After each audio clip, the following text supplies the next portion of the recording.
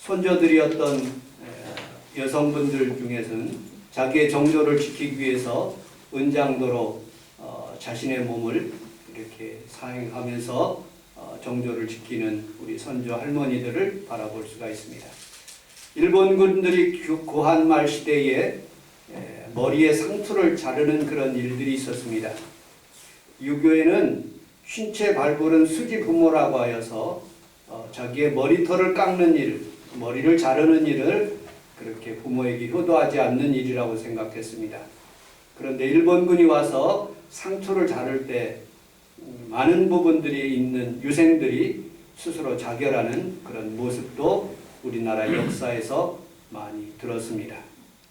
여러분, 신앙의 정조를 지키기 위해서 우리는 수많은 그런 믿음의 선조들이 주기철 목사님이라든지 손양원 목사님이라든지 그런 분들이 순교하면서 끝까지 믿음을 지키는 모습을 보게 됩니다. 독립을 운동을 하다가 일본에 의해서 이 나라가 침탈당하는 모습을 보고 안중근 그리고 유관순 그런 분들은 옥중에서 이렇게 죽는 그런 모습도 우리에게 봤습니다.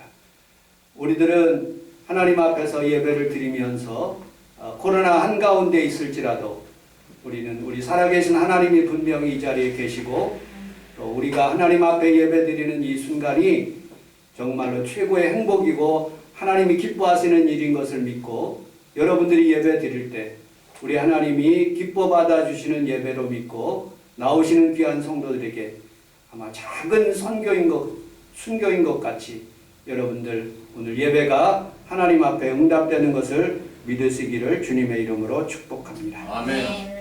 침노의 뜻, 제가 국어사전에 찾아보니까 성가시게 달라붙다, 손해를 끼치다 이런 뜻을 가지고 있습니다. 두 번째 뜻은 남의 나라를 법이나 도리에 어긋나 쳐들어감 이렇게 표현되고 있습니다. 두 번째 뜻이 맞는 것 같습니다. 용이 물 밖에 나오면 개미가 침노한다라는 그런 말이 있습니다. 용처럼 훌륭한 직분을 갖고 능력을 가진 사람은 아무도 덤벼들지 못합니다. 그러나 물 밖에 나오면 힘이 없고 비참해지면 그 순간부터 하찮은 개미가 침노한다는 그런 말입니다. 오늘 본문에 있는 말씀을 조금 설명해 드리도록 하겠습니다. 예수님이 오시기 전에 세례요한이 6개월 전에 왔습니다. 그리고 성장하여서 세례요한은 광야에서 외치는 자의 소리가 되었습니다. 회개하라 천국이 가까웠느니라 하시면서 주의 길을 예배했습니다. 조금 시간이 지나 그는 강력한 권력을 가지고 있는 헤롯 왕에게도 회개하라 천국이 가까웠느니라고 말씀을 증거했습니다. 왜냐하면 헤롯 왕은 헤로디아라는 그런 여성 자기 동생 남동생의 아내를 자기 아내로 맞아들여서 생활하고 있는 것들에 대해서 잘못 생활하고 있다는 것을 지적하는 그런 의미로 그런 말을 했던 것이죠. 그때 이 헤롯은 격분해서 그를 감옥에다가 가두게 되었습니다. 그리고 자기 생일날 의붓 딸이 춤을 추면서 세례 요한을 그런 죽이는 일 있게 되었습니다. 그 전에 그가 세례 요한이 감옥에 있었을 때 그의 제자들 중에 몇 사람을 예수님에게 보내게 되었습니다. 당신이 오실 리가 메시아 맞습니까? 오늘 본문에 있는 11장 2절에 그런 말을 하고 있습니다. 오실 리가 당신이 맞습니까? 예수님께서 말씀하고 있습니다. 11장 그 하반절에 이렇게 계속적으로 나타나고 있는 부분입니다. 맹인이 눈을 뜨고 그리고 또 수많은 기적들과 그리고 또 내 말을 이렇게 너희들이 보고 있지 않느냐? 내가 메시아 맞다. 그리고 세례 요한에게 이렇게 말합니다. 선지자보다 이 더 큰 자가 없다. 이 바로 세례 요한이 가장 큰 선지자라고 말씀하였고 그는 내 길을 예비하였다라고 말씀하고 있습니다. 그리고 말씀을 더해서 이렇게 말씀까지도 합니다. 천국에서는 이 세례 요한이 어떤 사람들보다 작은 자다.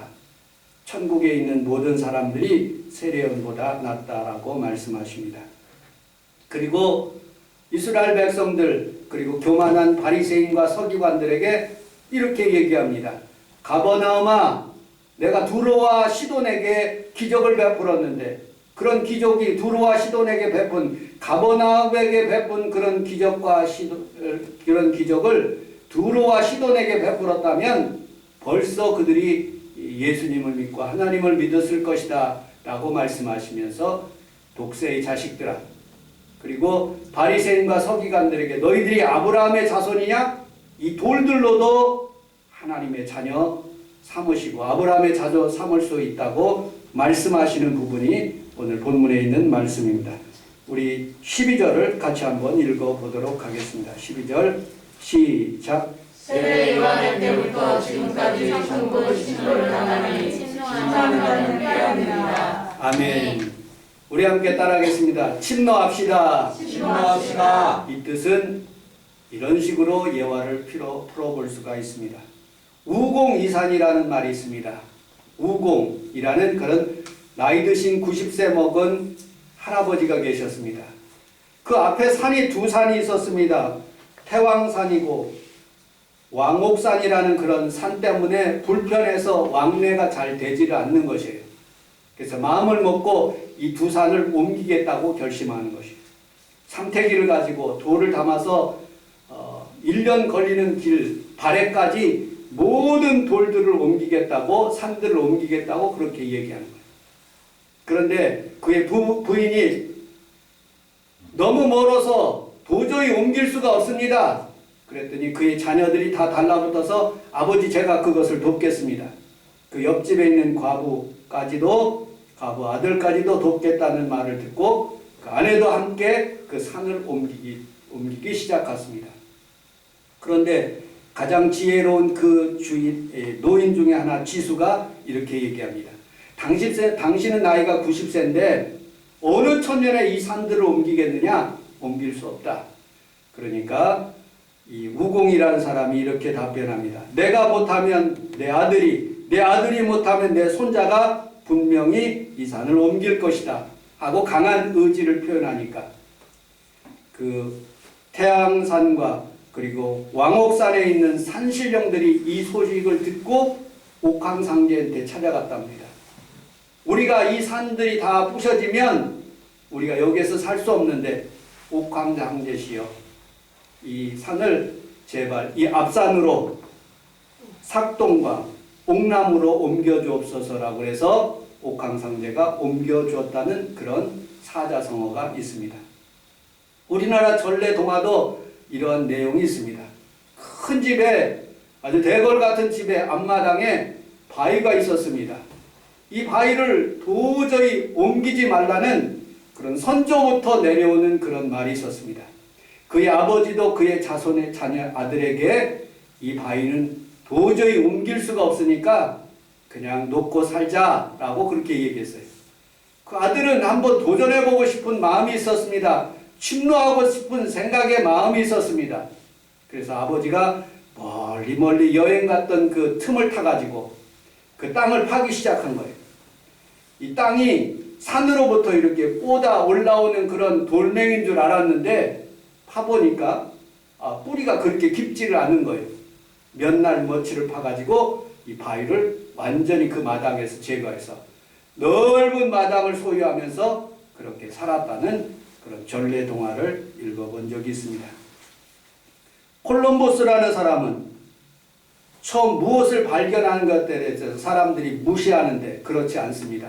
마치 여러분 코로나 바이러스가 만연된 이 가운데 화이자라는 그런 백신을 만들어 놓고 수많은 사람들에게 그 백신을 맞춰서 수많은 물질을 벌고 있는 회사들도 있습니다. 처음 발견하는 것은 굉장히 어렵지만 그러나 그 발견한 것에 대해서 도전한 것에 대해서 큰 축복이 있는 모습을 보게 되지요.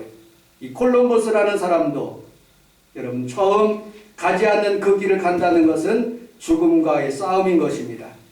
유럽 사람들의 생각은 인도까지가 거기에 마지막 세상의 끝인 줄 알고 거기를 지나가면 낭떠러지에 빠지는 줄 알고 도저히 탐험을 시작하지 않았던 것입니다. 그런데 콜럼버스는 믿었어요. 지구는 둥글기 때문에 앞으로 나가면 분명히 다시 원점으로 돌아올 것을 분명히 생각해서 많은 사람들에게 후원을 찾기 시작했습니다. 그런데 스페인에 있는 이사벨이라는 그런 여왕이, 여러분들, 그 여왕이 배 3척을 주면서 그렇게 탐험해보라고 그렇게 도전을 해줬던 것이죠. 그는 8월달 초에 항해를 하기 시작해서 점점점 항해를 시작했는데 이 선원들이 날린 거예요. 3개월이 지났는데 10월 12일경에 반란이 일어나기 시작합니다.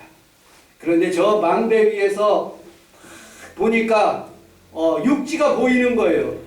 여러분들, 우리가 육지에 도달했습니다. 그렇게 선원들이 잠잠해지고 그 육지에 도착하니까 거기가 아메리카고, 그리고 그곳 이름을 인도 사람들이 있는 곳이라고 생각해서 인디안이라고 그렇게 지었던 것입니다.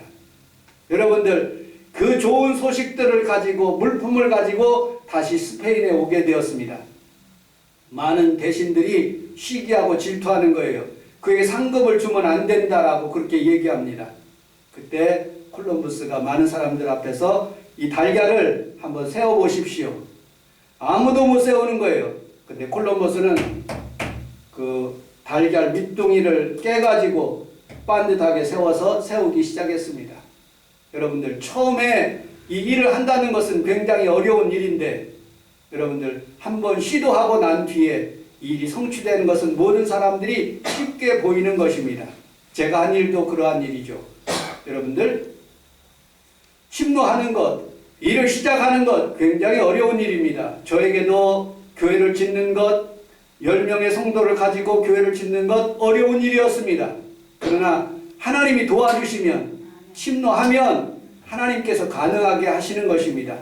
내 능력은 부족하지만 여러분들, 천국에서 여러분들이 마음껏 침노하시면 여러분들의 일들이 좋은 것으로 보내주실 것을 여러분들 믿으시기를 주님의 이름으로 축복합니다. 아멘. 미국의 정신이 있습니다. 프론티어 정신이라고 합니다.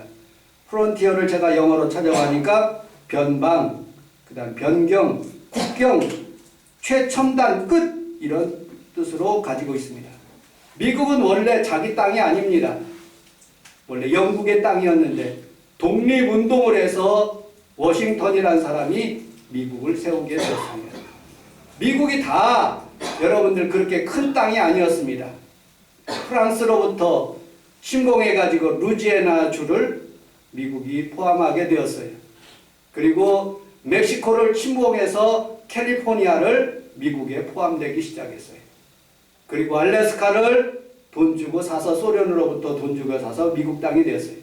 아무도 없는 땅, 하와이에 그것에 자기네 나라 땅이라고 이렇게 만들어서 미국 땅이 된 모습을 보게 됩니다. 서부로 가는 길은 굉장히 힘들고 어려운 길입니다. 그런데 그곳에서 누구든지, 유럽 사람 누구든지 그곳에 와서 5년간 정착하고 거기에서 살고 있으면 그 땅을 다 주겠다고 유럽 사람들에게 공고했습니다. 유럽 사람들은 그곳에 가게 되었어요. 그리고 수많은 사람들이 죽고 어려움을 당했지만 꿈을 꾸는 자들이 그곳에 도착해서 지금 수많은 그런 부와 영광을 누리는 모습을 보게 됩니다. 그것이 프론티어 정신입니다. 여러분들, 철학자 토인비는 도전과 응전이라는 것을 말했습니다. 이집트의 문명, 메소포타미아 문명, 인도 항아 문명, 그렇게 쉬운 문명이 아니랍니다. 여러분, 따뜻한 나라보다는 혹독한 겨울이 있는 그런 나라가 살기 힘듭니다. 그리고 정말로 어려움을 당했던 그런 이스라엘 민족은 정말로, 여러분들, 지금 이 시대를 살아가는 이스라엘 백성들은 백신을 맞아가지고 유럽에 있는 어느 나라, 영국보다도 더 많은 백신의 접종을 받아서 전염이 점점 이렇게 낮아진다는 말을 들어봤습니다. 여러분들, 도전하는 것 그렇게 쉬운 문제는 아니지만 도전하고 얻는 것 상당히 하나님의 축복을 받는 모습을 보게 됩니다. 미국은 기회의 땅이라고 해서 이스라엘 사람들이, 유대인들이 굉장히 많이 미국에 들어갔습니다. 그 중에 뉴욕이라는 곳에 정착하게 되었습니다. 뉴욕 시장이 유대인들이 정착할 때 그렇게 처음에는 뉴욕이 좋은 땅이 아니었습니다. 허드슨 강물이 흐르는데 거기에 자주 범람하니까 유대인들을 그쪽으로 다 몰아넣어서 허드슨 강가에서 살게 되었습니다. 그런데 그들은 그 역경과 고난을 이기기 위해서 도전하고 또 침노하기 시작했어요. 그들은 옹벽을 세우고 강가에다가 범람하지 못하도록 그렇게 옹벽을 세워서 촌락을 이루었습니다. 그곳이 바로 여러분들 그 유명한 그 장소 월스트리트라는 그런 장소가 바로 유대인들이 살고 있었던 장소예요. 지금은 금융 1번지가 되었고 수많은 사람들이 그곳에 와서 부를 축적하는 모습을 보게 됩니다. 여러분들, 우리는 살아가면서 도전한다는 것 굉장히 어려운 문제지만 하나님이 우리와 함께 한다는 것을 믿고 여러분 가나안 땅에 들어가는 것입니다.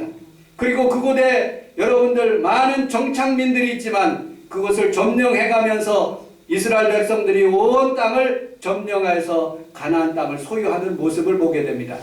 12지파가 다 그렇게 한 것은 아닙니다. 단지파는 그렇게 하지 않았어요.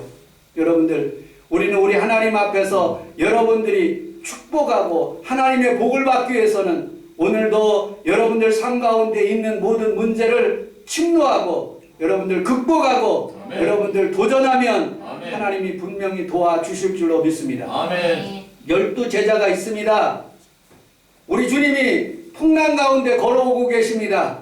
나도 걷고 싶다는 그런 마음이 들었어요. 베드로는 주여 주시려거든 나를 물길로 걷게 하여 주옵소서. 그래 오라. 그때 베드로는 당당하게 물길로 걷는 그런 모습을 보게 됩니다. 여러분들, 12제자 중에서 오직 그 베드로만이 침노했기 때문에 그 길을 걸어갈 수가 있는 모습을 보게 됩니다. 여러분, 우리는 살아가면서 수많은 역경들이 다가오면 포기하고 좌절할 수 있어요. 코로나 한가운데 있을 수 있습니다. 그러나 하나님이 나와 함께 하신다. 오늘도 우리 하나님 앞에 예배드리면 하나님께서 우리에게 지혜 주시고 살아갈 힘을 주실 줄로 믿습니다. 아멘. 라고 믿음으로 예배드리는 성도들에게 좋은 일들을 허락해 주실 줄로 믿습니다. 아멘. 우리 누가복음 17장, 여러분 성경 있는 주보에 있는 그런 내용을 20절, 21절을 같이 한번 읽어보도록 하겠습니다. 누가복음 17장 20절, 21절 주보 뒷면에도 있습니다. 시작. 바리새인들이 하나님의 나라가 어디에 임하니까 건너를 예수께서 대답하여 하나님의 나라는 볼 수 있게 임하는 것이 아니고 또 여기 있다 저기 있다 넘어가리니 하나님의 나라는 너희 안에 있느니라. 아멘. 우리 함께 따라하겠습니다. 하나님의 나라는 내 안에 있습니다. 내 안에 있습니다. 그럼 신앙생활을 천국이 되기 위해서는 어떻게 할까요? 우리는 예수님의 말씀을 들어볼 필요가 있습니다. 예수님의 말씀 중에서 가장 황금률이라고 말씀할 수 있는 말이 있어요. 그게 뭐냐? 내가 대접받고자 하면 내가 다른 사람을 대접하라는 말씀입니다. 그게 황금률의 1번입니다. 예수님께서 가장 귀하게 우리에게 주신 말씀. 내가 대접받고자 하거든 남을 대접하며 살아라. 그런 논리가 굉장히 설득력 있게 지금 카카오에 있는 그 회장이 자신의 전 재산을 띄어서 50%를 사회에 환원한답니다. 빌 게이츠라는 사람은 자기의 재산을 많이 헌납해서 도네이션 해가지고 수많은 사람들을 살리는 모습을 봤습니다. 여러분들, 그게 황금률입니다. 우리는 우리 하나님 앞에 살아가면서 이렇게 도전하는 것, 하나님 앞에서 그것이 축복인 거예요. 누구 말을 들을 것인가? 프로이드는 정신과학자예요. 정신과학자의 말은 정신이 있는, 이상이 있는 사람들은 프로이드의 말을 들읍니다. 그러나 굳이 성경에서 말하고 있는 그런 것들을 통해서 프로이드의 말을 들을 필요는 없습니다. 성경은 인생의 삶의 방향을 제시하는 분은 오직 예수 그리스도예요. 아멘. 그분의 말을 들어야 돼요. 아멘. 우리는 우리 하나님 앞에서 살아가면서 인생의 방향을 결정하는 문제 앞에서 하나님의 음성을 듣고 주님 앞에 나가는 귀한 성도들이 다 되시기를 주님의 이름으로 축복합니다. 아멘. 전쟁에 나가는 사람들이 5 종류가 있습니다. 하나는 군인 정신이 충만한 그런 내가 죽으면 죽으리라 하는 그런 마음으로 전쟁 나가는 사람이 있습니다. 두려움에 가득 차서 옴짝달싹 못하고 나가는 그런 사람들이 있습니다. 3번째 사람은 나라가 어렵고 가정을 지켜야 되니까 억지로 전쟁에 참여하는 사람이 있습니다. 4번째 사람은 나가지만 내가 실속을 차려서 적당히 죽은 척하고 전쟁에 나가면 대충 그렇게 살아와야 되겠다는 그런 생각을 가지고 있는 사람들이 있습니다. 영적인 신앙생활도 마찬가지입니다. 여러분, 우리 앞에 다가오는 여러 가지 마귀의 침노가 있을 수 있어요. 그러나 하나님께서는 우리 성령님께서 우리의 마음속에 주시는 강한 믿음, 그것을 통해서 우리가 그것을 대적할 수가 있는 것입니다. 침노할 수가 있는 것이에요. 어려서부터 사랑받는 사람은 아름답게 자랄 수 있지만 어려서부터 성격이 삐뚤어지게 공격적으로 받는 그런 사람이 있어요. 공격적으로 그렇게 악하게 살아가는 사람들이 있어요. 내 마음의 원죄자가 2 종류입니다. 선을 알게 하는 것과 악을 알게 하는 것. 그것을 서로 우리 마음속에 마귀가 성령님이 우리에게 자꾸 우리 마음속을 그렇게 주장하는 모습을 보게 됩니다. 그런데 많은 사람들은 마귀의 꾀임에 받아서 스스로 포기하고 좌절하고 어떤 사람은 7급 공무원인데 스스로 자살하는 모습을 보았습니다. 여러분들, 성경에서는 분명히 말씀하고 있습니다. 내 마음이 천국이다. 그리로 내 마음을 침입하라, 침노하라 라고 말씀하고 있지요. 무엇입니까? 그 말씀은 내가 스스로 하나님의 말씀을 받고 천국 생활을 이루기 위해서 내 마음을 침노하여 평생 걸쳐 천국을 피조물로 바꾸는 것입니다. 지옥의 피조물이 아니라 천국의 피조물로 바꾸는 것이죠. 그것이 기쁨이고 평화고 지식이고 능력인 것입니다. 지옥의 피조물은 광기고 공포고 어리석음이고 무능이고 외로움인 것이에요. 여러분들, 오래 신앙생활한 사람들이 고쳐야 될 부분들이 있어요. 자꾸 생각으로 죄 짓는 것, 그것도 중요하지만 여러분, 내 한마디 말의 범죄가 더 큰 범죄를 가져오는 모습을 보게 됩니다. 여러분, 도조, 그 다음에 히틀러, 여러분들 김일성 같은 사람들은 그 악한 생각을 가지고 그 악한 전쟁을 시작하는 모습을 보게 됩니다. 여러분들, 우리는 살아가면서 악을 계속 쌓는 사람들은요, 선에 대해서 별로 관심이 없어요.